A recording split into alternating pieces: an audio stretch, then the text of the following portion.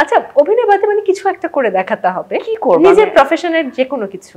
আমার কাজ তো ব্র্যান্ডিং এন্ড মার্কেটিং। আমি আপনি মার্কেটিং এর একটা শোটাকে আমি করে দিতে পারি, এই শোটা একটা মার্কেটিং করে দিতে পারি, যে এটা খুবই চমৎকার শো। এখানে হচ্ছে এরকম সব টপিক নিয়ে কথা হয় যেগুলো অন্যান্য শোগুলোতে হয় না।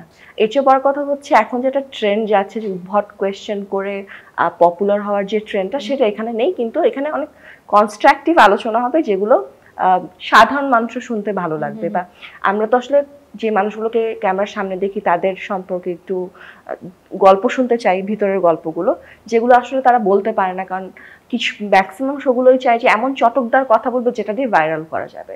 বাট এই শোটা সেরকম না, এটা আমার মনে হয় সাধারণ মানুষ অনেক ভালো লাগবে।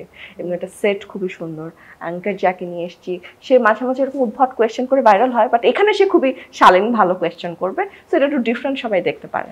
এখন একটা উদ্ভট প্রশ্ন আর করতে পারবো না এত প্রশংসা শোনার পর। এই কি বিপদে ফেললেন আমায়।